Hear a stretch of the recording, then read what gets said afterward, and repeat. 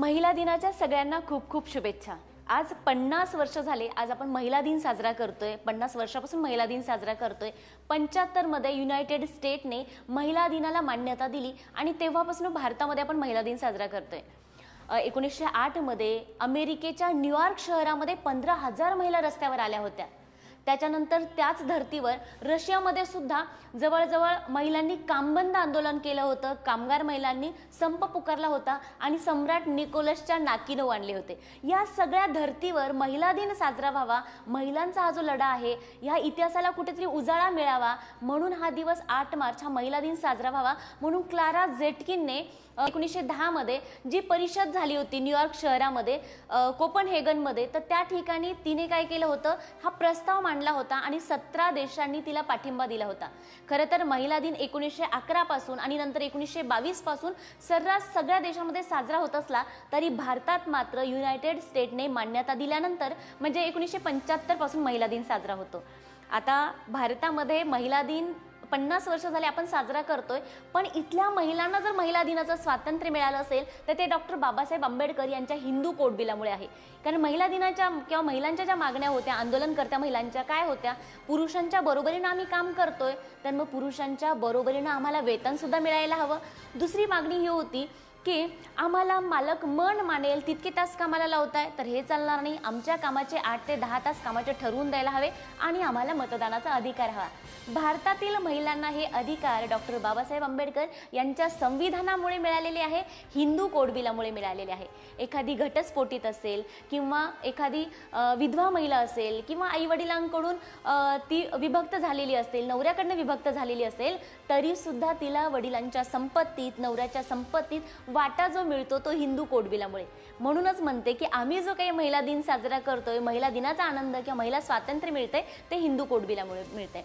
आता आपण महिला दिन साजरा करताना ज्यावेळेस बघा 1975 ला आपण पहिला महिला दिन साजरा केला होता तेव्हा आपली थीम होती celebrate the past for the future planning, म्हणजे भूतकाळ साजरा करायचा आहे पण भविष्याच्या प्लॅनिंगसाठी साजरा करायचा आहे। तेव्हापासून आपण प्लॅनिंग करत आलेलो आहोत आणि या वर्षीची थीम आहे ॲक्सेलरेट द ॲक्शन, म्हणजे आता तुम्ही काम करताय त्या कृतीला वेग द्या, कामाला वेग द्या, चालना द्या। आता कामाला वेग द्या, चालना द्या म्हणजे काय, आपण काम चोखपणे करतोय पण त्याचा वेग आपल्याला वाढवायचा आहे।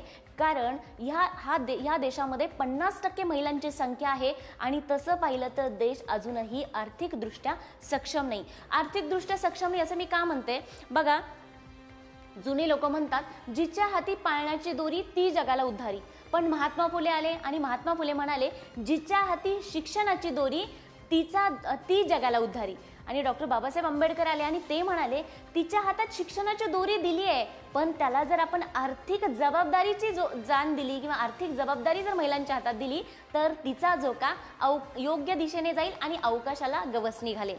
म्हणजे बघा त्यांनी त्यावेळेस सांगून ठेवलं की महिलांची आर्थिकदृष्ट्या महिला सक्षम असणं गरजेचं आहे। एवढंच नाही तर बाबासाहेब म्हणाले होते की बघा महिला म्हणजे तुम्हाला ह्या जर देशाची प्रगती बघायची असेल तर महिलांची प्रगती बघा। कारण या देशात तुम्हाला आज भारतामध्ये तुम्ही बघत असाल मस्त तुमच्याकडे वायफाय आलेले आहेत, मस्त रस्ते बघत असाल, बिल्डिंग बघत असाल, मोठमोठे व्यापारी, सुटापुटातले व्यापारी बघत असाल तर ते बघून आपल्याला प्रगती ठरवता येत नाही जोपर्यंत इथली महिला आर्थिक दृष्टीने सहभागी होत नाही, आर्थिक दृष्टीने सक्षम होत नाही तोपर्यंत देशाची प्रगती होत नाही। आणि आजही तेच झालेलं आहे। आज महिला कमवते पण आर्थिकदृष्ट्या ती खर्च करण्याचा अधिकार अजूनही तिच्यात नाही। बऱ्याचदा काय होतं, पेशंट म्हणून अनेक महिला माझ्याकडे येतात, मी तपासणी करते, अक्षरशः 1-1, 1.5 लाख पगार असतो अशा महिलांना, तपासणी करते। कधी कधी त्यांचे आजार किंवा सिम्पटम इतके तीव्र असतात की औषधांची नितांत गरज असते। औषधी लिहून दिल्यावर त्या म्हणतात की मॅडम मी औषधी उद्या किंवा परवा येऊन घेते, ह्यांना विचारते आणि मग घेते। म्हणजे 1.5 लाख पगार कमावणारी महिलेला आपली औषधी 1500 रुपयाची औषधी घेण्यासाठी जर परवानगी लागत असेल तर खरंच आपण आर्थिकदृष्ट्या निर्णयक्षम आहोत का? बघा अजून जर आर्थिक बॅलन्स आपल्याला जर करायचं असेल या देशातील स्त्री आणि पुरुषांचं जर आर्थिक मिळकतीचं आकडेवारी मॅच करायची असेल तर अजून शेकडो वर्ष जावे लागणार आहे असं नवीन आलेल्या संशोधनानुसार सांगितलेलं आहे।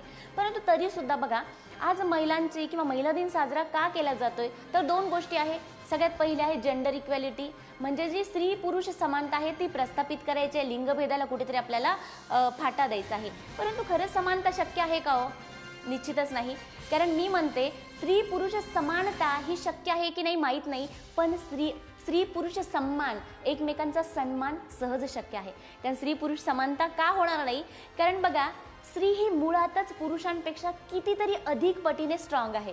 मी नेहमी म्हणत असते की जी गरोदरपणामध्ये 9 महिने बाळ पोटात वाढवू शकते, जी प्रसूतीसारख्या भयंकर वेदना की जे एका पुरुषाचे 20 हाडं मोडल्यावर त्याला जितक्या वेदना होतील तितक्या वेदनाची तीव्रता या प्रसूतीच्या वेदनांची असते, जी स्त्री प्रसूतीच्या वेदना सहन करू शकते ती मुळातच खूप स्ट्रॉंग आहे. आज महिला मल्टीटास्किंग आहे, इकडे घर सांभाळताय, मुलं सांभाळताय, नोकरी सांभाळताय आणि सगळं करून त्या स्वतःला सुद्धा वेळ देत आहे. म्हणून मल्टीटास्किंग जे आहे ते पुरुषांना सहज करणं शक्य होणार नाही. म्हणून स्त्री पुरुष समानता सहजासहजी येणार नाही. म्हणून स्त्रियांना समानता दिली नाही तरी चालते, सन्मान दिला तरी पुरेसा आहे. आता बऱ्याचदा असं होतं की स्त्री पुरुष समानता प्रस्थापित करायचं म्हणजे पुरुषांना मागे टाकायचं असं आहे का, तर नाही. स्त्री पुरुष समानता म्हणजे एकमेकांना साथीने बरोबर घेऊन चालायचे, एकमेकांनी जोडीने कामं करायचे आहे. आपल्याला स्त्री मुक्तीचा लढा हा पुरुषांच्या विरोधातला लढा नाहीये, हे सगळ्यात आधी आपल्याला म्हणजे समजावून घेतलं पाहिजे. कारण मातृसत्ताक राजवटीमध्ये आपली संस्कृती ही स्त्री पुरुष समानतेचं किती सुंदर उदाहरण मी तुम्हाला सांगते. शिव आणि पार्वती, जर तुम्ही शंकर पार्वती बघितलं असेल तर अशी जोडी आहे आपल्या इतिहासातील की ज्यांनी एकमेकांना समान अधिकार दिले. शंकराने पार्वतीला समानता दिलेली आहे. एवढंच कशा, तर उजवं स्थान दिले. बायकोला उजवं स्थान देणारा जगातील एकमेव व्यक्ती म्हणजे ते म्हणजे भगवान शंकर आहे. मग तेच झालं तर जर आपण अर्धनारी नटेश्वरासारखं एकमेकाला सांभाळून घेतलं, समजावून घेतलं तर निश्चितच आपण पुढे जाऊ. बऱ्याचदा अशी परिस्थिती बघायला मिळते की महिला स्वतःला दुय्यम स्थान देत आहे आणि हे महिलाच्या आरोग्यामधील किंवा महिलांच्या सक्षमीकरणामध्ये सगळ्यात मोठा अडथळा असतो की अगदी आहाराच्या बाबतीत सुद्धा. म्हणजे बघा एक कविता आहे की अंगणात रमणारी ती आता अवकाशाला गवसणी घालते, अंगणात रमणारी ती अवकाशाला गवसणी घालते, रांधीवाडा उष्टी काढा यातून बाहेर पडून चूल मोल नोकरी आणि घर अतिशय व्यवस्थित रीतीने सांभाळते, सगळ्या घराचं औषध पाणी खाणं पिणं सगळंच बघत असते, पण स्वतः मात्र आजाराने कणत असते. याच्या मागे कारण एक आहे स्वतःला दुय्यम दर्जा, महिलांची अंधश्रद्धा. हे सगळ्यात महत्त्वाची 2 कारणं आहेत. आता स्वतःला दुय्यम दर्जा देणाऱ्या महिलांचं नेहमीचंच वाक्य असतं, मला या घरात किंमतच नाही. पण मी सांगेल की तुम्हाला या घरात किंमत नाही असं म्हणण्यापेक्षा त्या घराला तुमच्याशिवाय किंमत नाही असं म्हणायला शिका. जुने लोक म्हणतात की स्त्री पुरुष 2 चाके परस्पर होती सहाय्यकी, पण स्त्रीला नेहमीच मागचं चाक दिलंय. जिने काय करायचे, ओझं व्हायचे, पुढे यायचं नाही. ब्रेक कोणाच्या हातात आहे, पुढच्याच्या हातात आहे, कधीही ब्रेक दाबू शकतो. पण स्त्री ही सायकलचं किंवा गाडीचं मागचं चाक नाहीये, तर स्त्री ही घड्याळातलं ते छोटंसं चाक आहे. घड्याळातलं छोटं चाक ज्याला छोटे छोटे काटे आहे, सेकंद काटा आहे, मिनिट काटा, हे झाली मुलं, तास काटा म्हणजे नवरा, आणि बाकी जे घड्याळ आहे ते म्हणजे आपलं कुटुंब, आपलं परिवार आहे. सगळा बॅलन्स आपल्या हातात आहे आणि तो बॅलन्स जर आपण व्यवस्थित रीतीने सांभाळला तर आपलं घर साबूत राहतं. पण आपला थोडासा बॅलन्स बिघडला, आपण पळायला लागलो की काटे पळायला लागतात आणि त्याचा समतोल बिघडतो. आपण थांबलो तर काटे थांबणार आहे. म्हणजे घराला आपल्याशिवाय किंमत नाही, इतकं महत्त्वाचा आणि मोठा दर्जा तुमचा आहे. हे घर तुमचं आहे. म्हणून इथून पुढे जर चुकून नवऱ्याशी भांडण झालं तर बॅग भरून मी माहेरी जाते म्हणायचं नाही, सरळ बॅग भरायची, बाहेर ठेवायची, मात्र ती नवऱ्याची, स्वतःची नाही. इतकं स्वतःला त्या घरामध्ये महत्त्व द्यायचंय. बघा मैत्रिणींनो, आपल्याकडे खूप साऱ्या जबाबदाऱ्या आहे. घर सांभाळतोय, घराची अख्खी जबाबदारी आपण घेतोय, मुलांची जबाबदारी घेतोय, नवऱ्याची जबाबदारी घेतोय आणि वर आपण नोकरी सुद्धा सांभाळतोय. हे सगळं सांभाळत असताना बऱ्याच जणी म्हणत असतात की थोडं स्वतःसाठी जग, स्वतःसाठी जग. म्हणजे नेमकं काय करायचंय, स्वतःला आरोग्याच्या बाबतीत स्वार्थी व्हायचे. आपल्या जेवणाच्या, खाण्याच्या, पिण्याच्या ज्या वेळा असतील ते व्यवस्थित सांभाळायचे. सगळ्यात आधी आपलं आरोग्य सांभाळायचे. कारण हा घर सांभाळणारे खांदे जर मजबूत असतील तर निश्चितच त्या घराला काही होणार नाही, ते घर आनंदी आणि निरोगी राहील. मग तुम्ही स्वतः आरोग्याच्या दृष्टीने जागरूक व्हायचंच आहे. पण दुसरी गोष्ट महत्त्वाची ही आहे की तुम्ही स्वतःला सकारात्मक दृष्टीने विचार करायला शिका. आता बऱ्याच महिला म्हणतात की मी सगळंच करते. तुमच्याकडनं मुलं काढून घेतले, तुमच्याकडनं नवऱ्याची जबाबदारी काढून घेतली, तुमच्याकडनं 2 वेळचा स्वयंपाक काढून घेतला, तुमची नोकरी काढून घेतली, तर तुम्ही जगणार कशासाठी? म्हणजे ही सगळी आपल्याला जगण्यासाठी अतिशय सुंदर कारणं आहेत. आणि ही सुंदर कारणं सुंदर रीतीने जर आपण सांभाळून जगली, जबाबदाऱ्या सगळ्यांना वाटता आल्या आपल्याला तर वाटून द्या आणि त्या आनंदाने जर घेत आपण जगत आलो तर मला वाटतं दररोजचा दिवस आपला महिला दिन म्हणून आपण साजरा करू शकतो. म्हणून सगळ्यात आधी आपल्या आरोग्याची काळजी घ्या. तुम्ही तंदुरुस्त तर सगळं घर तंदुरुस्त राहणार आहे. महिला दिनाच्या महिलांना तर शुभेच्छा देतेच, पण या महिलांना साथ देणाऱ्या, सपोर्ट करणाऱ्या पुरुषांना सुद्धा मी शुभेच्छा देते. कारण स्त्री मुक्तीचा लढा हा महिलांचा एकटीचा लढा नाही, हा स्त्री पुरुष दोघांचा मिळून लढा आहे. कारण सावित्रीशिवाय ज्योती आणि ज्योतीशिवाय सावित्री सांगता येत नाही.